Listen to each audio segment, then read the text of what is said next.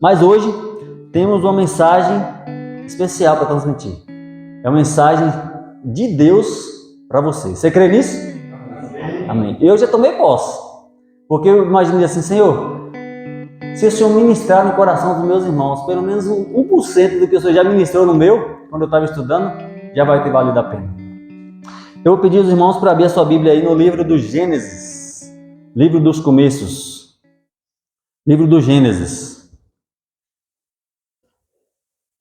E se eu precisar dar um título para a mensagem de hoje, será assim: o poder da promessa. O que vocês acham desse título? Interessante, não? O poder da promessa. Mas como eu vi que vocês não ficaram muito empolgados com o título, eu vou mudar. Vou adaptar. Não, esse título já me impactou já. O poder da profecia. Melhorou? O que é profecia se não promessa de Deus? Não é isso? Quando Deus faz uma profecia, Ele está prometendo que Ele vai fazer aquilo que Ele proferiu. Então, se liga aí, o poder da profecia. Nós vamos ler aí Gênesis capítulo 3 e o versículo 15. Mas antes disso, vamos fazer uma oração. Santo Deus, mais uma vez nos achegamos a Ti, na esperança de que o Senhor também esteja aqui perto de nós, Pai. Agora, o Senhor fale através da Tua palavra e que nós, Pai, como servos, possamos ouvir, compreender e praticar as Tuas orientações aqui registradas em Tua palavra. Isso pedimos humildemente em nome de Jesus, que vive e reina. Amém. Bom, Gênesis 3,15 é um versículo muito conhecido. Por isso eu vou pedir para você ler devagar, com calma, para podermos aproveitar o máximo possível dessa leitura.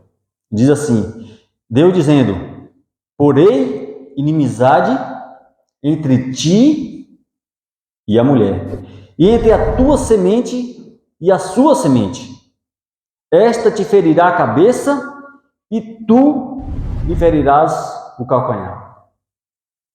Quando é uma leitura muito conhecida, a gente precisa ler com calma, porque senão a gente acaba, eu já conheço, passa, não é isso? Mas, irmãos, Gênesis capítulo 3 é o capítulo mais triste da história da Bíblia, da história da humanidade. Por quê? É onde trata do relato da queda do homem, da raça humana, a queda em transgressão. Deus havia dado uma lei, não coma de determinado fruto. O homem foi lá e transgrediu a lei, e aí a consequência foi a morte entrar no nosso mundo. Então, nesse contexto de repreensão, de declarações, Deus havia dito para Adão: olha, a terra vai ser penosa para você, vai ser maldita por sua causa. Você vai ter que, suar para ganhar pão. Aí fala para a mulher também uma sentença. E para a serpente ela diz: olha, eu vou colocar a inimizade entre você, serpente, e a mulher. E entre a descendência dessa mulher, ou a semente da mulher, inimizade também. A descendência da mulher vai te pisar na cabeça, ainda que você vá ferir o calcanhar. Nós vamos tratar aqui do poder da profecia com base na história de um personagem muito conhecido. É um personagem que eu imagino seja o queridinho das crianças, dentre outros, né? Porque se a gente for falar aqui Daniel, a gente for falar Jonas, for falar Davi, Samuel, mas se eu falar José, também vai estar entre os queridinhos das crianças. E por que não nosso também? Vamos tratar então do poder da profecia com base no relato da história de José. Alguém que, juntamente com a sua família, viveu a expectativa do cumprimento dessa profecia. Imagina, a profecia foi dada, olha, do descendente da mulher viria o Salvador. É verdade que a profecia ela está em símbolo, não é isso? Está aqui dizendo mulher, semente, descendência, então assim, símbolos. Deus está dizendo 3 coisas aqui basicamente nesse versículo. Está dizendo que existiria uma inimizade entre a serpente e a mulher. A serpente, símbolo do mal, símbolo do inimigo, aquele que um dia se rebelou abertamente contra Deus e o universo. A mulher, uma representação clara e clássica da igreja de Deus, ou do povo de Deus, da família de Deus. Mas quando diz, olha, a semente da mulher, está falando de quem?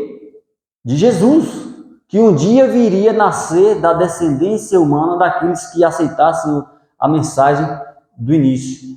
Nós poderíamos até classificar esse verso como o primeiro verso declarado que um dia Jesus viria. Concorda comigo? A gente pode classificar também como o proto-evangelho, ou evangelho em protótipo. O que é um protótipo? É uma coisa grande, mas a gente vai representar ali com uma coisa menor. Mas aquela representação, aquela coisa minúscula ali é uma representação de algo muito maior. Então, nesse versículo, está disposto aqui o proto-evangelho, o evangelho em protótipo, daquilo que um dia Jesus iria fazer como semente da mulher. Bom, está descrito mais ou menos assim, o inimigo, ele vai... Olha, Deus disse que iria colocar inimizade, não é isso? Inimizade entre o mal e a igreja. E eu louvo a Deus por essa declaração de Deus, sabe por quê? Porque se Deus não tivesse colocado essa inimizade entre o inimigo e nós seríamos simpatizantes, amigos da serpente até hoje. Mas por conta de uma declaração de Deus é que existe essa empatia, essa aversão entre nós e o mal, caso estejamos firmados em Cristo Jesus, que é a semente da mulher. Mas aí há uma declaração que eu creio que seja importante, quando diz, olha, a semente da mulher, Jesus Cristo, ele vai pisar na cabeça da serpente. Não é isso que nós vemos aí? E quando a gente sabe que quando ele pisa na cabeça da serpente, a serpente morre. E quando Jesus veio, encarnou-se dentro de um contexto familiar, a gente vê Jesus se sacrificando na ressurreição. Jesus declara a derrota do inimigo. Porém, a gente vê a serpente até hoje aí fazendo os seus malefícios, né? Trazendo os seus malefícios. Então a gente percebe que o cumprimento literal dessa profecia ainda está por se concluir. Porque é dito, olha, a descendência da mulher vai pisar na cabeça da serpente. Porém, antes que chegue a esse ponto, a serpente vai morder o calcanhar dessa semente da mulher. Então está dizendo, olha, antes que Jesus lance o inimigo no lago de fogo e de enxofre, definitivamente, antes que isso aconteça, ele vai fazer de tudo para matar o Filho de Deus na cruz do Calvário. Então a primeira parte dessa profecia a gente pode dizer, olha, já se cumpriu. A serpente já mordeu o calcanhar da semente da mulher, Jesus Cristo. Porém, o ato do filho da mulher, o descendente da mulher, lançá-lo no lago de enxofre, ainda não aconteceu. E eu anseio por quando esse dia chegar. Você também não anseia o cumprimento literal, conclusivo dessa profecia? Porque, irmãos, eu já não suporto mais alguém lá, estou lá na minha casa e alguém me liga. Irmão, por misericórdia, ore pela minha mãe, porque acabamos de detectar um câncer terminal, um câncer agressivo, e ela está já nas mãos dos médicos, não tem mais o que se fazer. Não são situações que a gente tem alegria de vivenciar e escutar. Ou alguém chega dizendo assim, amigo, você ficou sabendo quem foi que rompeu com seus laços familiares? Ou seja, você ficou sabendo que o nosso amigo se separou? E aí as lágrimas correm, porque são notícias ruins. Então nós ansiamos pelo cumprimento conclusivo dessa profecia, onde exatamente Jesus vai lançar o mal e não haverá mais nem pecado, nem consequências de pecado, porque por conta do cumprimento dessa profecia. Mas apesar de ser uma profecia simbólica e representativa aí, a essência é que através da família humana, ou de uma família humana, um dia surgiria o Salvador da raça humana. E aí a gente vê na história de José alguém incluído ali dentro de um contexto familiar, vivendo a expectativa do cumprimento dessa profecia. E aí a gente vê José não só vivendo a expectativa do cumprimento dessa profecia, Gênesis 3,15, mas também vivendo em harmonia com o cumprimento. Porque ele pensava, olha, dentre a família humana vai surgir alguém capaz de eliminar o mal no mundo. Então eu vou fazer de tudo para viver a expectativa do cumprimento e também viver em harmonia com o cumprimento da profecia. Deixa eu perguntar a você, você tem vivido a expectativa do cumprimento da profecia? Agora a profecia não é mais somente Gênesis 3,15, mas agora a profecia que eu e você temos que vivermos em expectativa do cumprimento é João 14:3. Vocês lembram de qual que diz João 14:3? O texto inicial começa dizendo: não se turbe o vosso coração. Crede em Deus, crede também em mim. Na casa de meu pai há muitas moradas. Se assim não fosse, eu mesmo lhes teria dito: vou preparar-vos lugar. Quando eu for e preparar-vos lugar, para que onde eu estou, estejais vós também. E a ênfase é exatamente João 14:3, quando ele diz: virei outra vez. Foi profetizado em Gênesis 3,15, olha, o descendente da mulher, ele vai surgir no contexto mundial, vai pisar na terra que você e eu temos pisado, e ele vai fazer a obra que eu profetizei que iria fazer. É por isso que eu digo, o poder da profecia.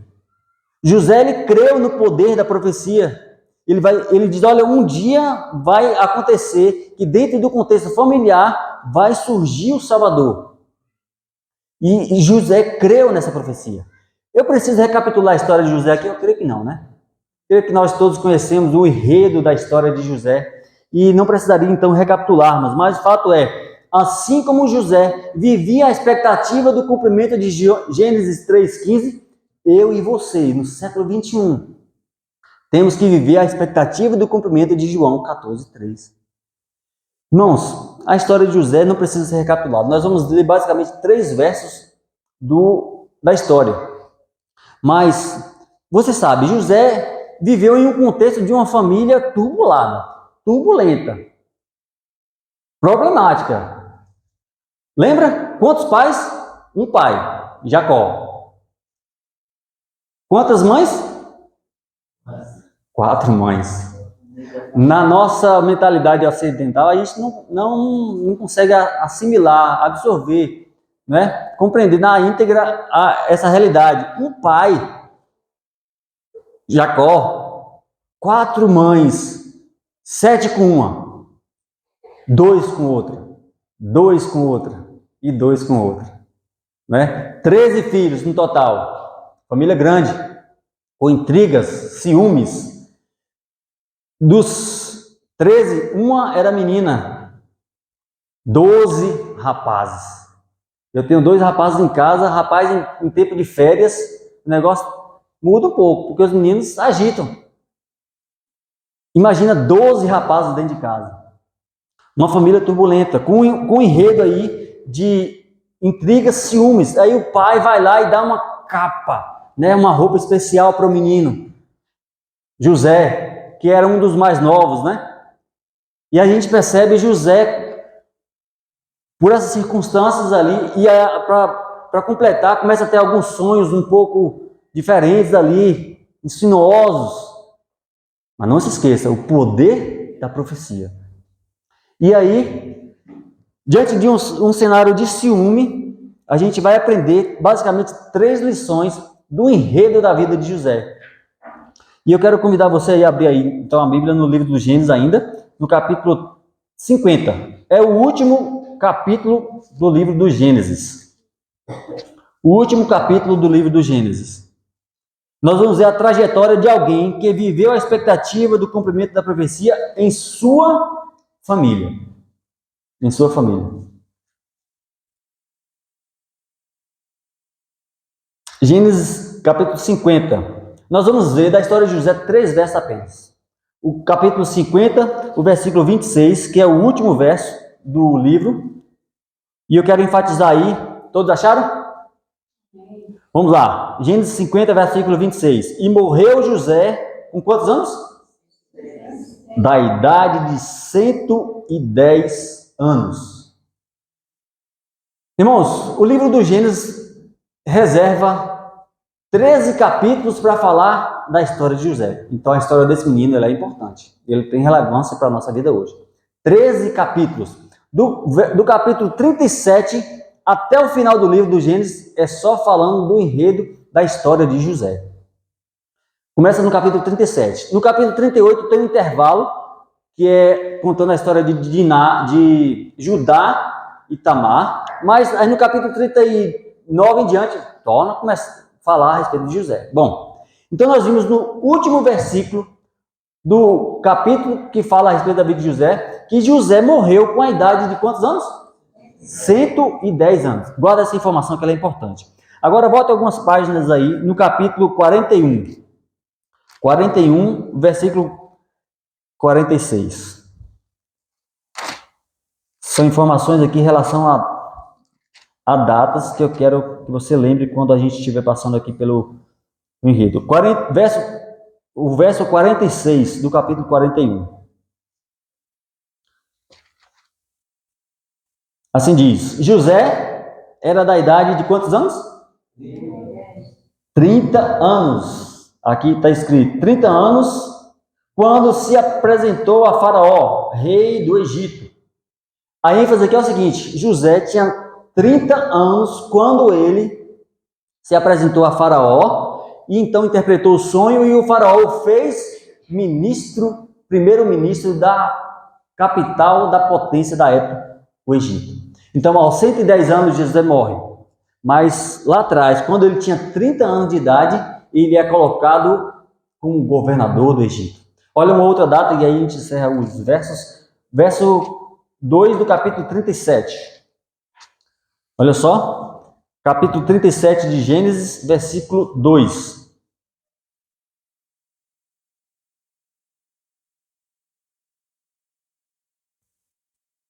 Estas são as gerações de Jacó, sendo José de quantos anos? 17 anos. E esse é o enredo, irmãos. Aos 17 anos, José começa a sua peregrinação vendido como escravo. Aos 30 anos, ele se torna governador do Egito e aos 110 anos ele morre. Essa, cronologicamente, em termos de datas. Bom, e aí a gente percebe que José, vivendo a expectativa do cumprimento daquela profecia. Qual profecia? Gênesis 3:15. Ele sabia que da sua família surgiria o Messias, o seu e o meu Salvador. E aí eu fiquei pensando, né, na história de José e tal. Irmãos, quem olha para nós hoje como família, vê ali a gente, né, empacotadinho como família, não sabe a nossa história. E eu me lembro de um período marcante na minha família, que foi quando, há uns 8 a 9 anos atrás, mais ou menos, eu trabalhava em 2 hospitais, na área da enfermagem, e minha vida era assim, eu dormia para trabalhar, imaginei, 2 escalas de hospitais, 2 hospitais grandes aqui em Conquista. Eu dormia, porque no outro dia eu tinha que trabalhar. Eu trabalhava e já pensando em ir para casa dormir, porque a carga horária era de 18, às vezes 24 horas, 18 horas com uma certa frequência. Irmãos, pasme, eu já era crente, viu? Eu já tinha batizado nas águas, a igreja adventista. Irmãos, eu fazia questão que o meu nome estivesse registrado bonitinho no livro da igreja, mas eu não estava nem aí se meu nome estava escrito no livro da vida ou não. Então, numa dessas circunstâncias, num desses plantões, 2 horas da manhã, eu estava no meu posto de sentinela, cuidando dos pacientes ali entubados, todos prostrados, e então eu escutei uma voz dizendo assim: está tudo errado. Está tudo errado. Eu olhei e repetiu: está tudo errado. Eu até achei que fosse algum colega. A voz era tão nítida que eu não tive dúvida de que eu escutei aquela frase, está tudo errado. No estalo eu percebi, Deus estava querendo falar alguma coisa. Eu tive a audácia de dizer, Senhor, o que está tudo errado? Olha, a inocência, João sem braço. E Deus respondeu, ele falou, você sabe, simples assim. Deus disse, olha, está tudo errado. E você sabe o que está tudo errado. A sua família está negligenciada. Está sendo negligenciada. O que você faz na igreja? Ah, eu vou lá de caju em caju. Por quê? Eu trabalho na área da saúde, os irmãos entendem. Irmãos, mas Deus queria me tirar daquela situação de mornidão, de letargia espiritual. Confiado de que meu nome estava escrito no livro da igreja, mas com a consciência de que não estava escrito no livro da vida. Deus estava querendo que eu mudasse de atitude, estava querendo que eu me envolvesse na obra, na causa. Filho, estuda mais, você está dedicando muito tempo para trabalhar, isso não é errado. Porém, eu tinha que saber dosar. Então, eu tive que gritar por socorro. Assim como eu vi aquela voz dizendo, está tudo errado, eu tive que gritar também interiormente, Senhor, eu sei que está tudo errado, mas eu preciso de ajuda e não consigo. Sabe o que Deus fez? Deus ouviu a minha oração. E se eu estou aqui hoje, é porque Deus me ajudou no meu pedido de socorro.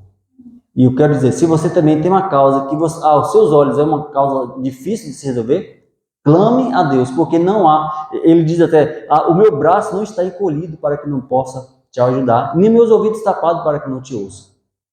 Então, se Deus ouviu minha oração, ele pode ouvir a sua.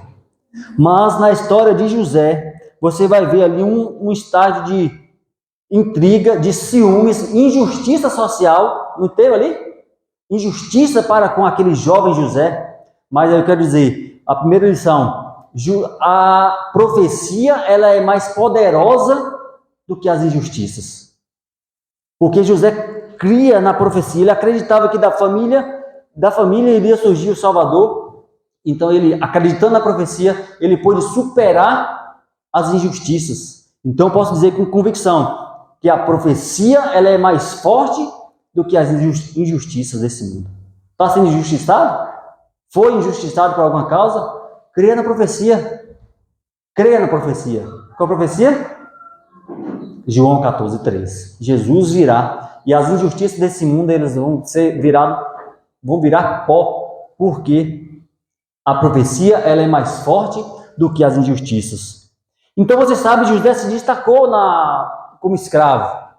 E tudo que aquele camarada colocava a mão, prosperava, não era? E por que tudo que José fazia, mesmo em um estado de cativeiro, prosperava? É por conta de uma declaração que eu gosto muito. Porque Deus era com José. Porque Deus era com José lá quando ele estava com os pais. E Deus era com José onde ele, na prisão, no cativeiro.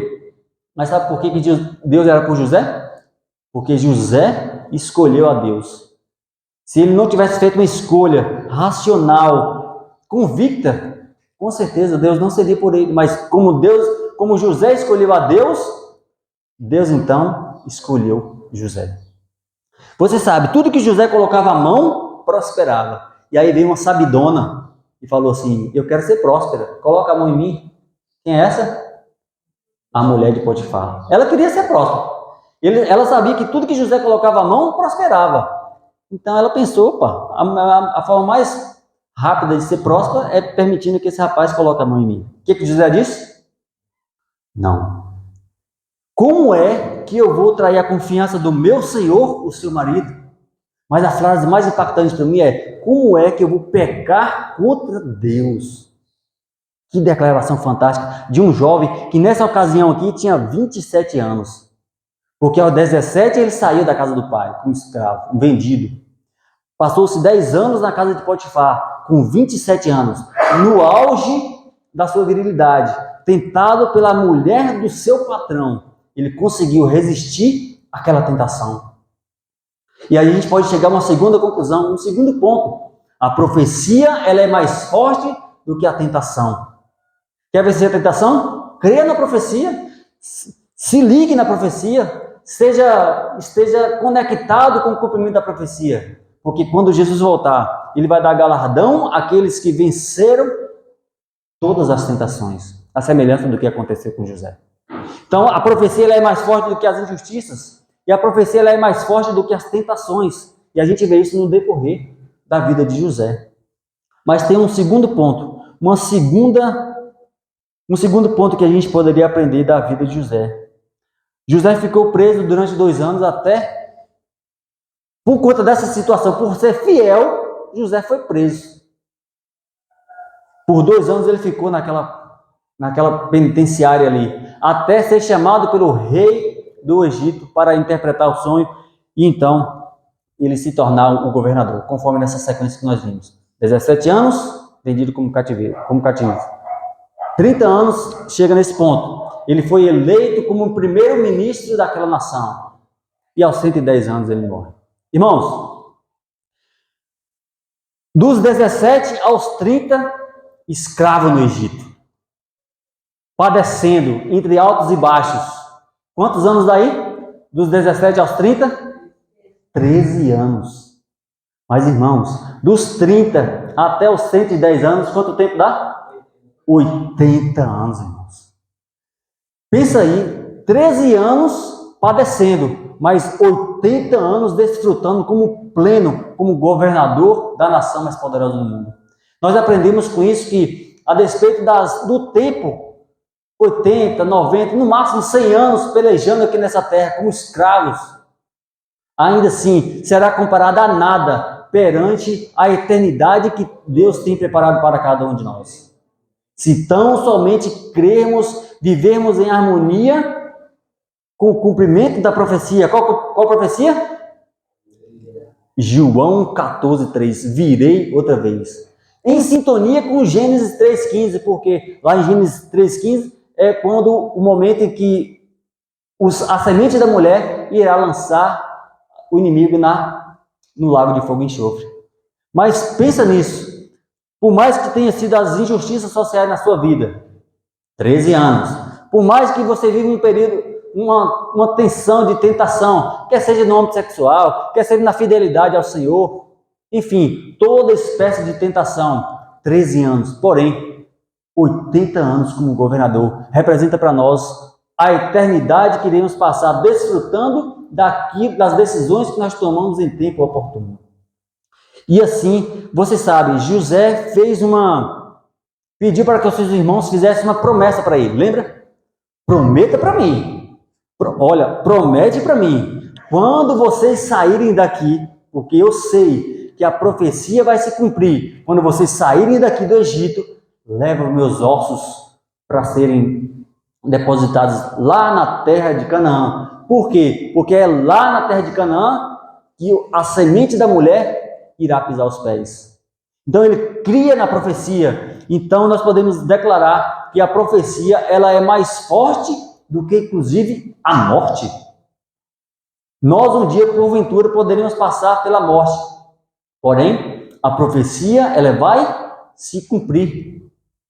Queira você ou não, esteja você preparado ou não, esteja você envolvido ou não, a profecia vai se cumprir. E a profecia nós vimos, a profecia tem poder para te aliviar nas horas das injustiças sociais, te aliviar na hora da tentação e te aliviar, inclusive, em circunstância da morte. Porque a profecia, ela tem poder. José era um escravo no Egito, mas nunca deixou de ser um príncipe de Canaã. Você e eu poderíamos até passar um período aqui como escravos, e aí vem Deus com a sua palavra para nos animar, nos alertar, nos fazer fortes para vencermos as tentações, as injustiças e inclusive a morte. Então, poderíamos ser príncipes e princesas do Senhor na eternidade que Deus já foi preparar para cada um de nós. A pergunta que Deus quer fazer para nós nesta manhã é assim: quer você viver a expectativa do cumprimento da profecia? É uma pergunta. Eu vou fazer de novo. E se a sua resposta for sim, eu quero viver a expectativa do cumprimento da profecia de Gênesis 3:15 e João 14:3, então você vai declarar visivelmente para que os anjos do Senhor que rodeiam esse lugar possam tomar nota e dizer: olha, ele aceitou o apelo. Então você vai levantar sua mão direita como sinal de apelo. Vou perguntar: quer você viver a expectativa do cumprimento da profecia? Louvado seja Deus. Então, já que você declarou que quer viver a expectativa do cumprimento da profecia, então coloca a tua vida em ordem com Deus, vivendo de acordo às orientações descritas por escrito em tua palavra, e certamente você e eu seremos beneficiados com o cumprimento da profecia. Eu vou chamar Levi para cantar. E enquanto a música toca, permita que Deus toque em seu coração.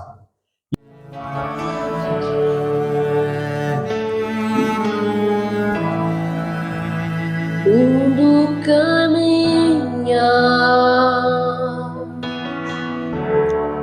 de mal para pior. É Pai contra filho, irmão contra irmão.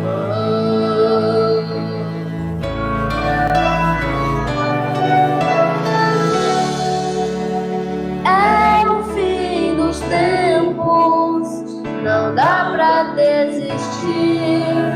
Jesus vem aí.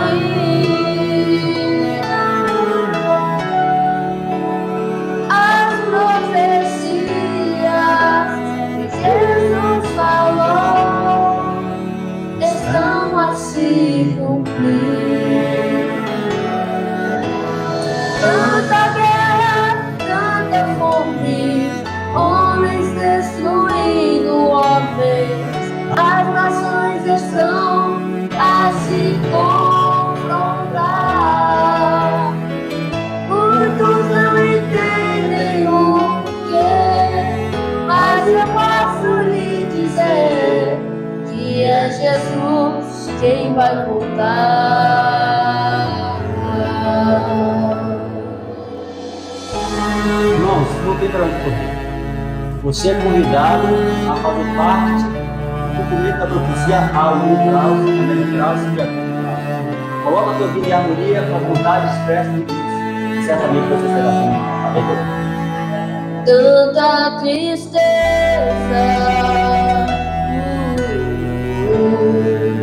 muita gente a morrer, famílias inteiras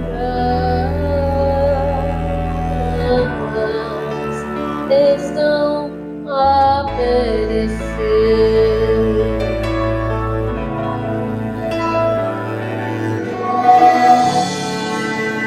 Os homens estão tentando encontrar uma solução, mas não adianta. Jesus voltará, a sua igreja vai buscar, quer eles ou não. Tanta guerra, tanta fome, homens destruindo homens, as nações estão a se confrontar.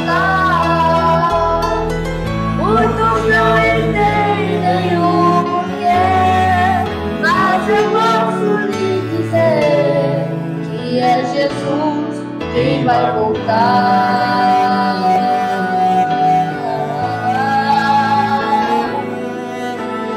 Breve virá, breve virá, breve Jesus voltará. Breve virá, breve virá, breve Jesus voltará.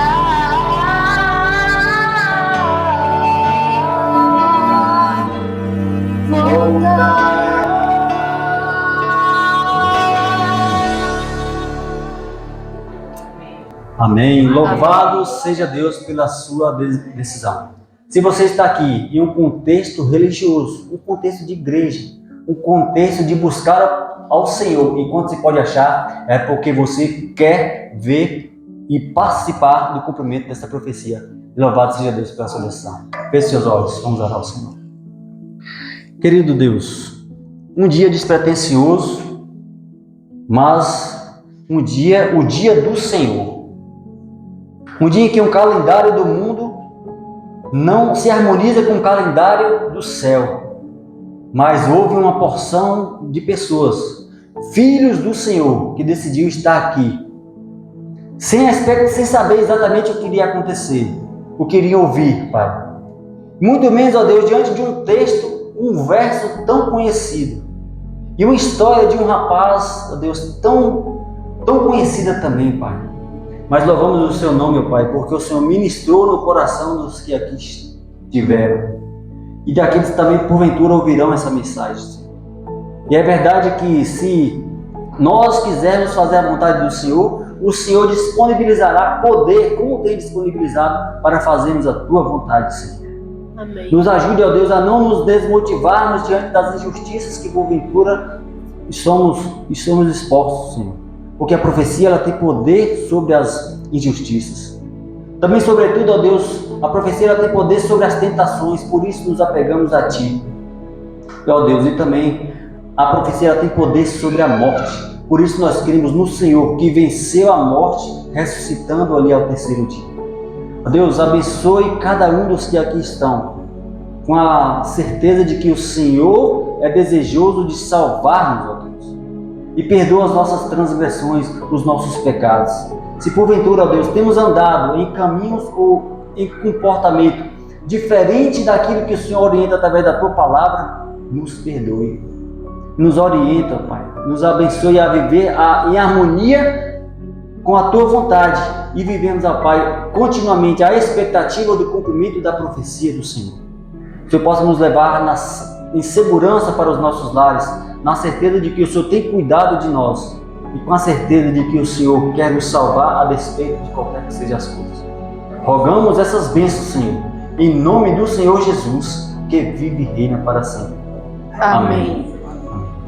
Deus possa continuar abençoando a sua vida, a vida da sua família, para hoje e sempre. Amém.